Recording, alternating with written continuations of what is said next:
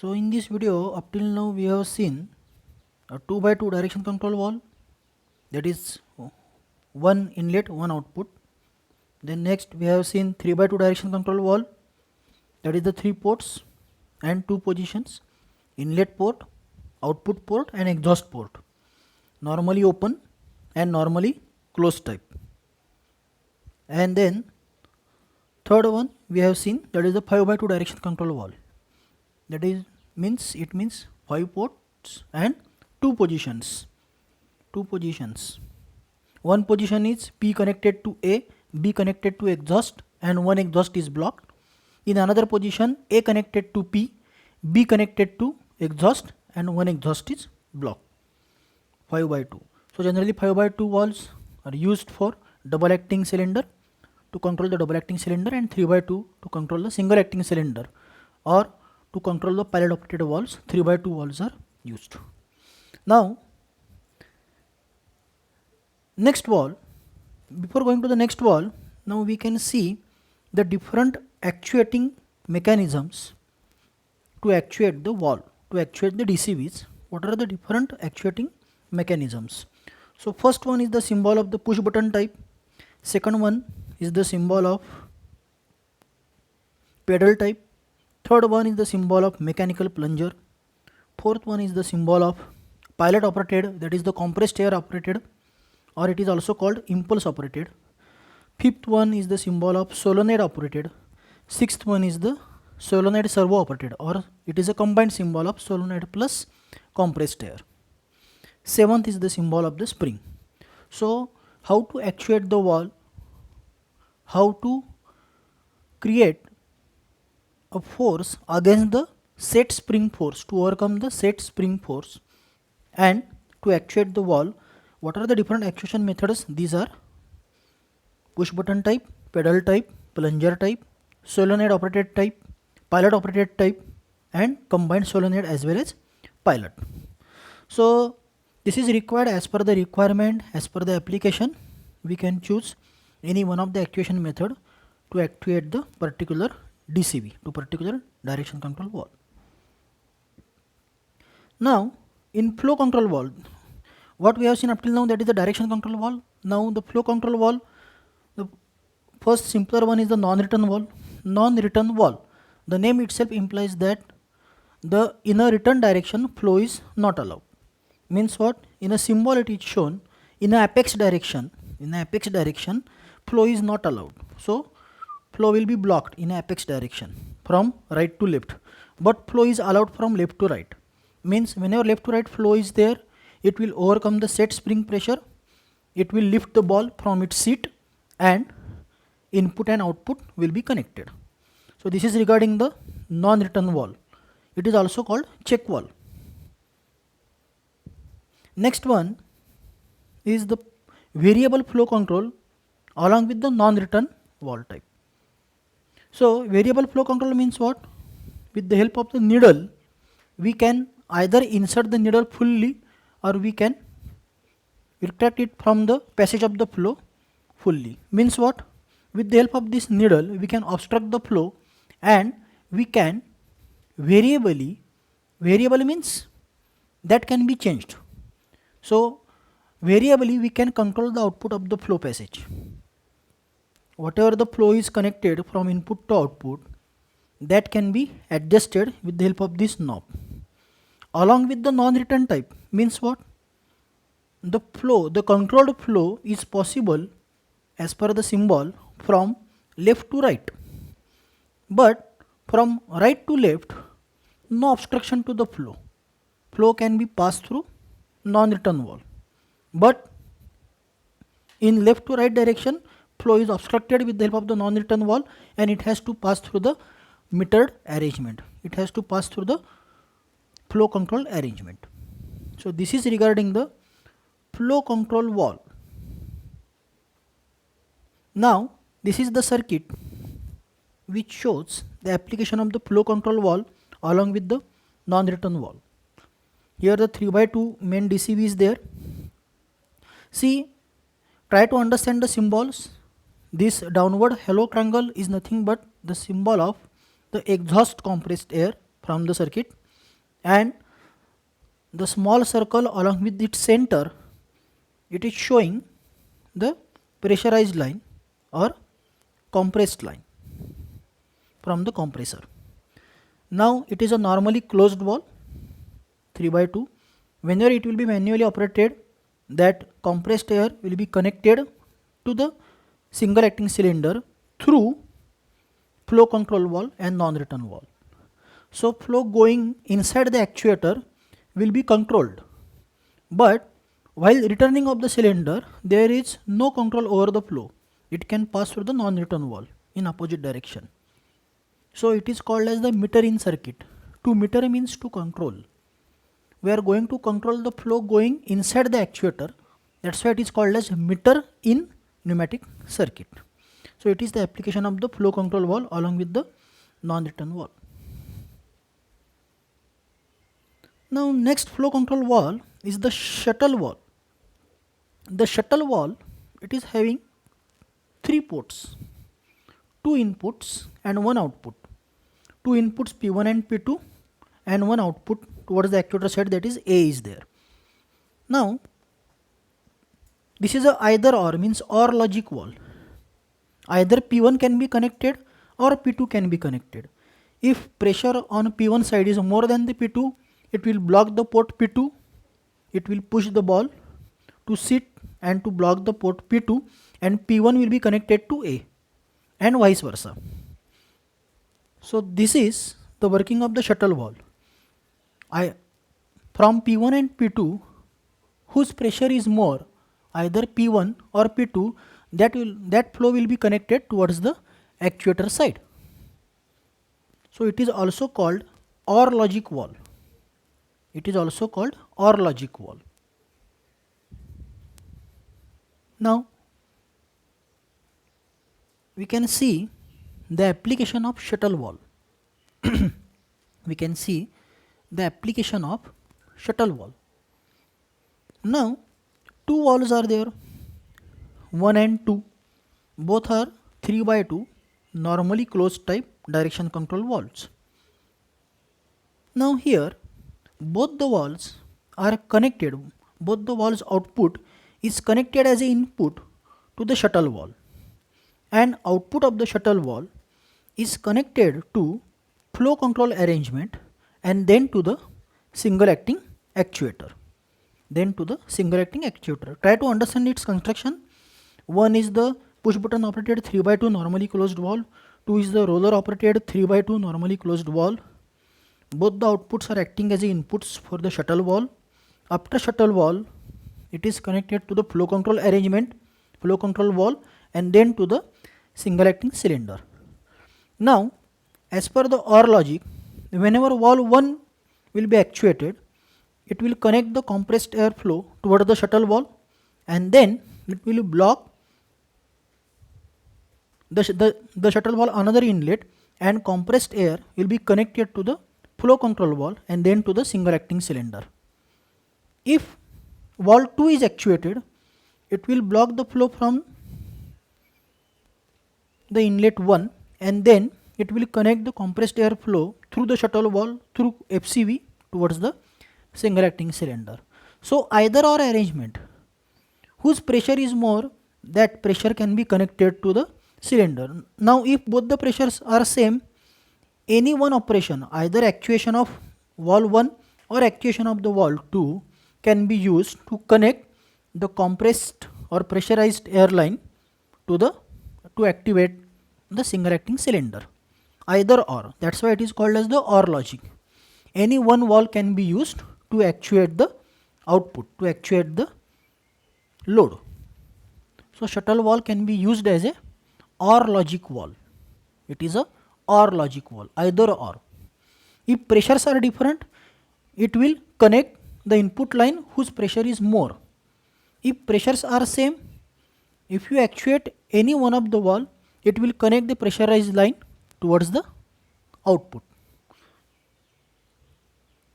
Its application is that if operator is handling any machine tool from both the sides of the machine, so as per the convenience of the operation, as per his position, he can operate that machine with the help of any valve.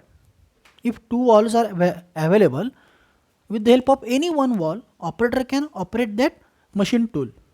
So at that time, this shuttle valve logic can be used, this OR logic can be used, and with the help of this circuit arrangement enables the operator use of any one of the 3x2 DCV to actuate the machine tool.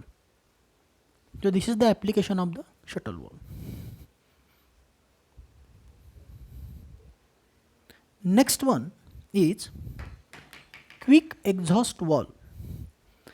Name itself implies that quick exhaust means what? With the help of this valve, quick air exhaust can be possible. Now at the left hand side corner, its image is shown. Here its ISO symbol is shown. It is having the 3 ports. One is the inlet port, that is the pressure port.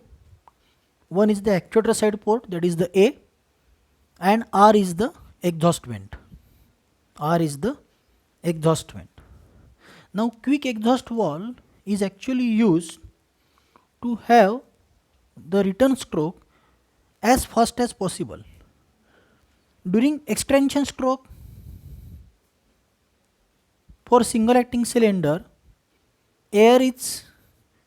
compressed air is connected to the single acting cylinder from the piston end side, and during its retraction, during its return stroke from the same port, it is exhausted. In case of double acting cylinder, the air is exhausted from the rod end side at the time of extension stroke, then it is exhausted from the piston end side at the time of retraction stroke. Now we can see in detail the section view of this quick exhaust type valve. Now in first case, P is connected to A, blocking the R vent, that is the exhaust vent. In second case, that exhaust air coming back from the actuator side port is directly exhausting from the R vent, and it is blocking the port P. Means what? With the help of this quick exhaust valve, we can bypass the DCV. Means whatever exhaust air is there, whatever air to be exhausted, no need to pass that air through DCV and then to the exhaust. Before that, with the help of this quick exhaust valve, we can bypass the DCV. Now in this diagram, for this single acting cylinder, you will come to know that during its retraction, what will happen? Through A, through that pilot line, that exhaust air is directly connected to the R, that exhaust port. So directly it is bypassing the DCV. No need to pass that air from single acting cylinder A, then to the 3x2 DCV, and then to the R port. So directly it bypasses the DCV, so quick exhaust is possible. So this is the application of the quick exhaust valve. Similar circuit for double acting cylinder, use of the quick exhaust valve. Now for the extension, air will be exhausted from the cylinder from rod end side. Now here the DCV used is the 4x2 DCV, which is the name as 1.1. 1 is the double acting actuator. To actuate that 1.1 4x2 DCV is used. 1.2 is our quick exhaust valve. Now to the exhaust port, that is the R of the quick exhaust valve, the attachment, this symbol, this triangular attachment is there. This is called silencer or muffler. Now why to use this silencer or why to use muffler? The name itself indicates that silencer means what? It is used to reduce the noise during the exhaust of air, and also concentrated compressed air shot is there at the exhaust. Concentrated air shot is there at the exhaust, which results in vibrations of that valve. To damp that vibrations, to reduce the amplitude of that vibrations, to reduce the concentration of that exhaust air, this silencer or a muffler is used, so that smooth exhaust is possible. Smooth exhaust is possible. Pilot signal from A, push the ball from the seat to close the pressure port P, and pressurized air exhausted through R quickly bypassing the DCV. So it bypasses the DCV and quickly exhausts from the actuator side towards the exhaust port. So this is the use of quick exhaust valve. Next one is the twin pressure valve. Two inputs and one output is there. This is also called AND logic valve. We have seen shuttle valve, that is a OR logic valve. Here AND logic means what? AND logic means what? Whenever the two inputs are high, then only output is high. For any other condition, output is low. Means what? Whenever from inlet 1 and inlet 2 same pressure air is available, same pressure intensity compressed air is available, then only that can be connected towards the output side, otherwise not. If there is a difference in pressure intensity, what will happen? It will block the flow of compressed air towards the output. Look at the sectional view of this valve. If inlet 1 pressure is more than the inlet 2, what will happen?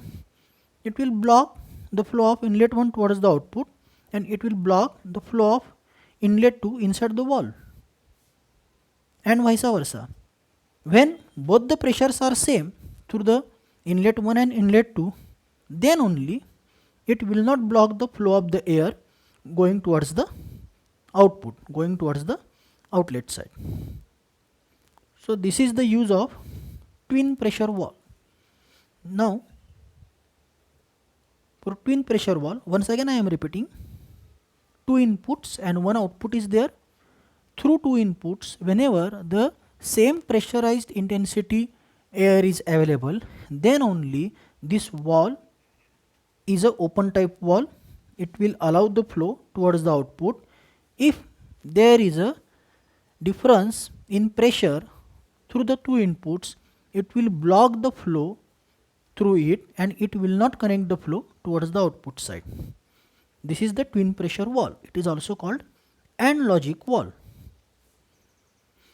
Now we can see the application of twin pressure valve. Here in twin pressure valve, look at the symbol. This arrow is showing this is the FRL unit.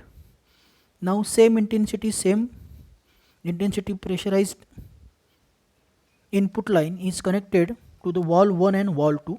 Both are normally closed 3/2 DCVs.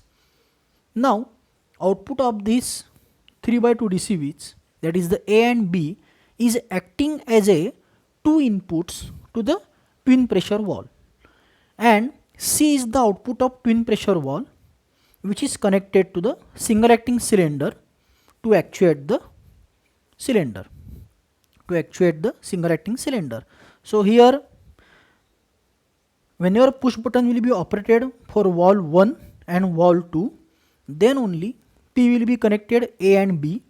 So through A and B, same intensity of the compressed air is available at twin pressure valve, then only that can be connected to C, and then through twin pressure valve that compressed air is passed towards the single acting cylinder, and which will be used to extend the single acting cylinder 1. Now if any one of the valve is not acting here, if one of the valve is disconnected, it will block the twin pressure valve. Means what? It will block the output of twin pressure valve and it will not actuate the cylinder. That's why it is called a twin pressure or AND logic valve. Now what is its application actually? Why it is required? Why such a situation is required? Suppose two operators are working on a same machine tool. One is at one side of the machine tool, another is at another side of the machine tool, and both are working take the example of the press. Suppose it is a pneumatically actuated press and both the operators are working. So during the working, both the operators safety is important. Safety of both the operators is important. By mistake or by chance, if some operator is working under the press and by chance if valve is pressed, what will happen? It may cause the accident for that operator, or it may cause a very dangerous situation. So to avoid such a dangerous situations, to avoid the accidents during the work, okay, to ensure the safety of both the operators has this valve 1 and valve 2 with them. So whenever valve 1 is pressed by one operator and valve 2 is pressed by another operator, then only it will allow that press to work. Otherwise it will be in not working position. Means what? It will not work or it will not actuate the actuator. So this is the safety circuit. This is the use of twin pressure valve in safety circuit. It is also called as two operator circuit or two-handed circuit. So this is the use of the twin pressure valve to ensure the safety.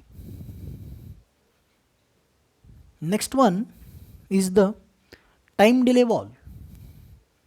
Now what is the use of time delay valve? Time delay valve means what? It will add the delay to actuate a particular valve. Now time delay valve actually used for pilot operated valves. Suppose pilot operated DCVs are there, then with the help of that pilot signal, it will add some delay to provide that pilot signal to the DCV to change their position, to change its position. Now 4 ports are there. P is the inlet pressurized port for pressurized air. A is the actuator side, that is the output port. R is the exhaust port, and Z is the pilot signal. Z is the pilot signal line which is used to fill the air chamber.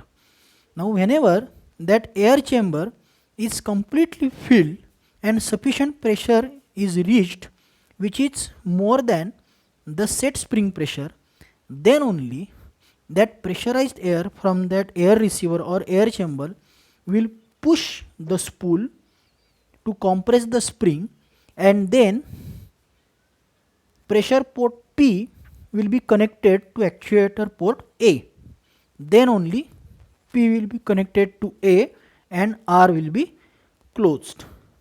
If more than that pressure is there, then directly that air chamber is connected to the R and exhaust is possible. So this is the use of time delay valve. You can see the two sections here. One is the input port, 2 is the actuator, 3 is the exhaust, and 1, 2 is the pilot line signal to fill the air chamber. In left hand side, it is the unactuated position. 1 is not connected to 2, 2 is connected to 3 here, means actuator side and exhaust side is connected. Now in actuated position, that pressure port is connected to the actuator port 2 and port 3 is blocked. Port 3 is blocked. So these are the two positions of the unactuated position and actuated position of the time delay valve. Now see the symbols. Look at the symbols. A shows the symbol for NC time delay valve, means normally closed time delay valve, and B is the ISO symbol for NO, means normally open time delay valve. For NC type time delay valve means what? It is the normally closed time delay valve. To convert it to the, or to change it to the open position, it will take some delay, and then with the help of that pilot line, that valve can be actuated to change its position from normally closed to open. In a B, same thing is there, only the difference is that this 3/2 valve is a normally open valve. Means what? To close that valve, whatever pilot line is used, it will take some time to fill the air receiver or that air chamber, and then with the help of that pilot signal, valve position can be changed. Means from NO it can be changed to closed position. So this is the use of time delay valve for normally open and normally closed. So let's go through all these symbols. Just have a glance all the type of these valves: non-return valve, shuttle valve, whatever we have seen up till now, non-return flow control valve, quick exhaust valve, twin pressure valve, and these are the flow control valves, different types of flow control valves.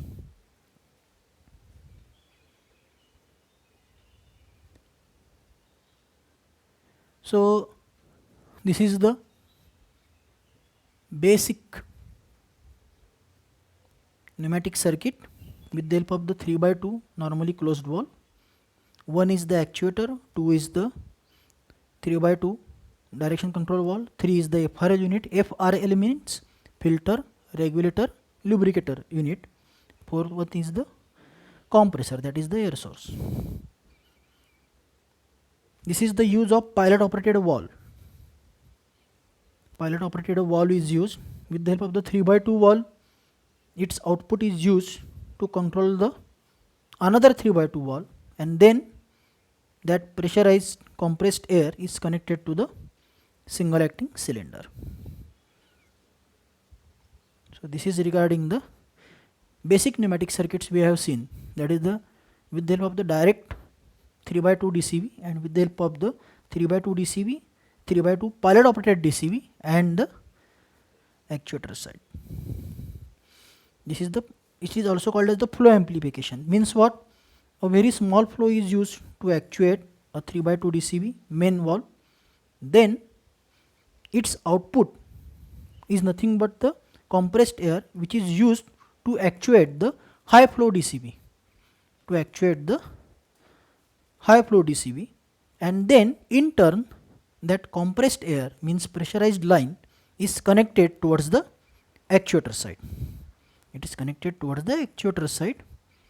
So it is the use of pilot actuated valves. So students, in this video we have seen different direction control valves, different flow valves. We have seen the use of pilot operated valves, use of time delay valves, use of shuttle valve, use of twin pressure valve, and use of quick exhaust valve and its application. Now in next session we will see the use of time delay valves, use of pneumatic circuit for sequential application, and how to build a pneumatic circuit for a particular application. What is the SOP? What is the standard operating procedure to build any pneumatic circuit with some logic, with some requirement, with some control requirements, and how to design a pneumatic circuit for a particular application. That we will see in next video. I hope this video is helpful to understand the basic different types of pneumatic DCVs, pneumatic flow control valve FCVs, and their circuits. So thank you.